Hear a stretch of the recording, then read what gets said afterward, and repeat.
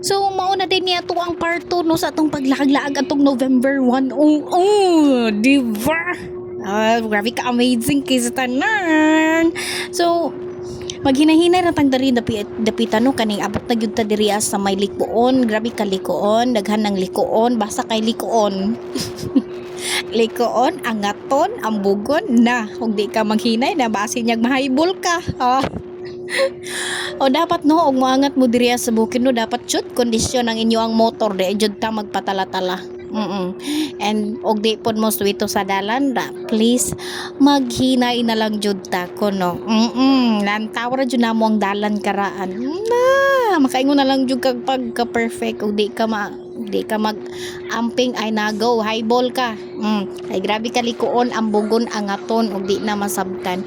So diri ang dapita grabe ka overlooking and maura na amo ang napicturan among na videohan di ay kalami kayo mo na og mohunong pero jud kahunahon naghunong kay grabe kanindot very overlooking very so siguro og sayo sa buntag ana na siguro na kuan yanang sea clouds. Wow, sea clouds. Very perfect. Lantawa ang bundok. Maka heart sa mata. Grabe kahabog. Ambugon na diha guys. Super ambugon din. Ako gay nahinay ra jud ko ana no kaya nga to ang break dili kaayo mo. Kabit. Okay, tungod sa atong pagkalaagan hingabot na gyud ta diri ang dapita diri na gyud ta sa may kabatuan. Ug ulanon pud ni agay goodbye. Grabe pud kadanlog. So naghinahinay ra ta diri ano kay grabe kabatuan kay basiin niya og magub-an dere maflatan ta na. Magdili ka magtuklod pila ka kilometro lagi. Nayang kawaya mo'y balay-balay pila na makaingon jud kag amazing may di ka panington og dagko.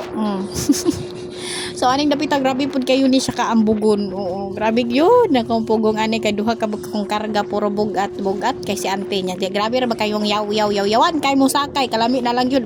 Na suko ko karon. So kinahanglan jud maghinay ka no kay grabe ka ambugon.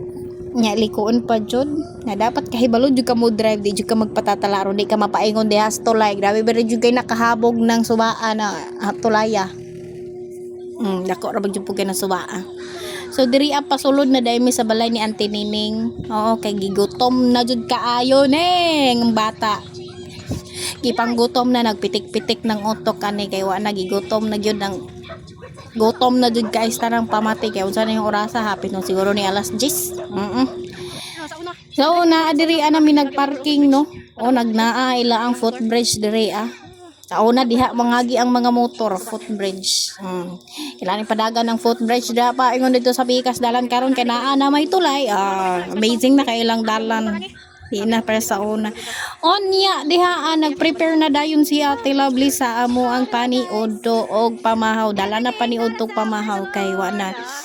Mga unta og daghan karon kay mao di ay dapat di daghan ka unon kay aron mapasabak ta sa baktasan. Onya si GR wa nagkaagwanta iyahan nang giambog iyang anak ang iyang motor dito sa suba kay nang iyahan nang gipatunaw iyahang giwashingan. Okay, prepare mo sa atong part 3. Okay.